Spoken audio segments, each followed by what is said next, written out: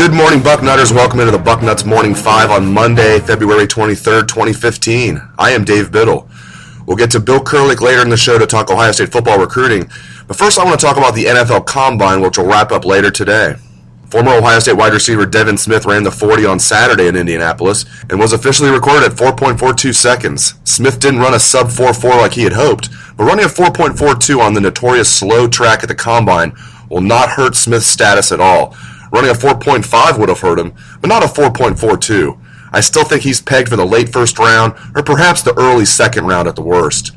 Smith also recorded a vertical leap of 39 inches, which is an inch shorter than my vertical, but still pretty solid. Plus, what's really going to help Smith is his film. There's not a receiver in this draft that tracks and catches deep balls as well as Smith. Hence his absurd 28.2 yards per catch during his senior season at Ohio State when the Buckeyes captured the national championship.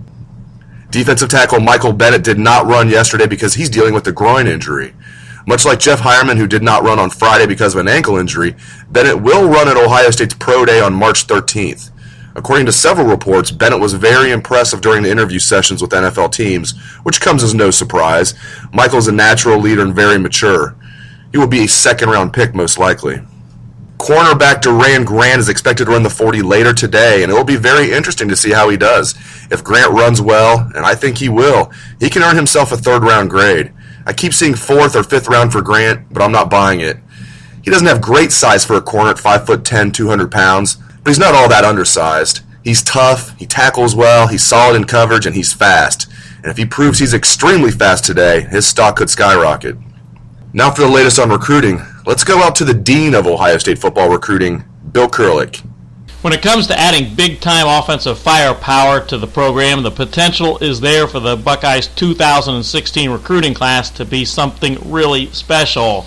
Urban Meyer & Company already have a great start, having a verbal commitment from the country's number one running back prospect, Kareem Walker from New Jersey. And if you haven't seen his video, you'll want to check that out. Walker is truly an impact running back prospect. The Buckeyes also have a verbal commitment from George Hill, the talented athlete from Hubbard, Ohio.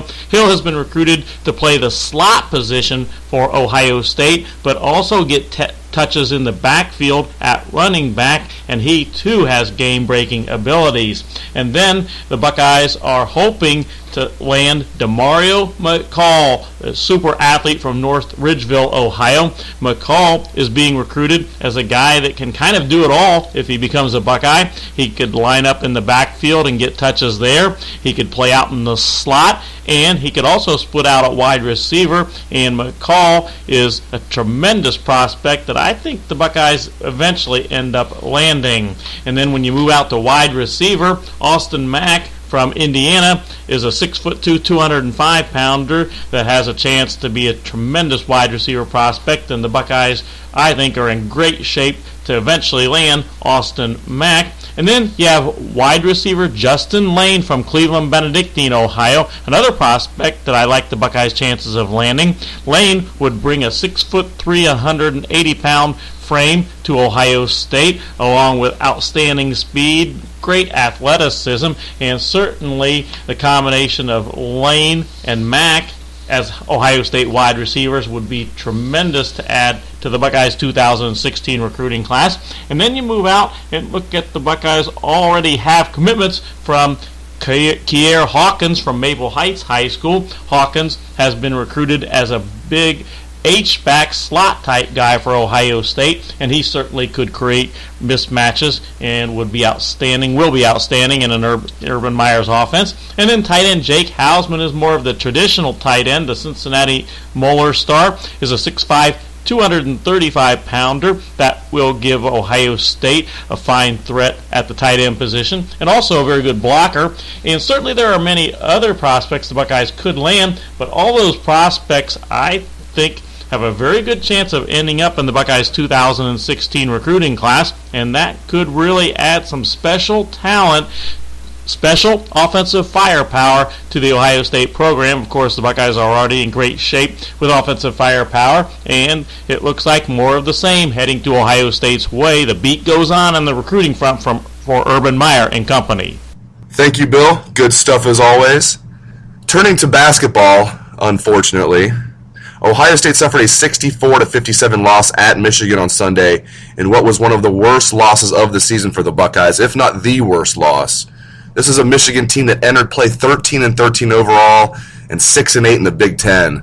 Ohio State beat the Wolverines 71-52 in Columbus back on January 13th.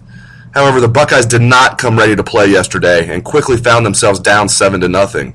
It's interesting that the game began with a 7-0 run for Michigan, and 7 points ended up being the final margin. The Buckeyes were actually down by 20 at one point, but clawed their way back during the second half, but it wasn't enough.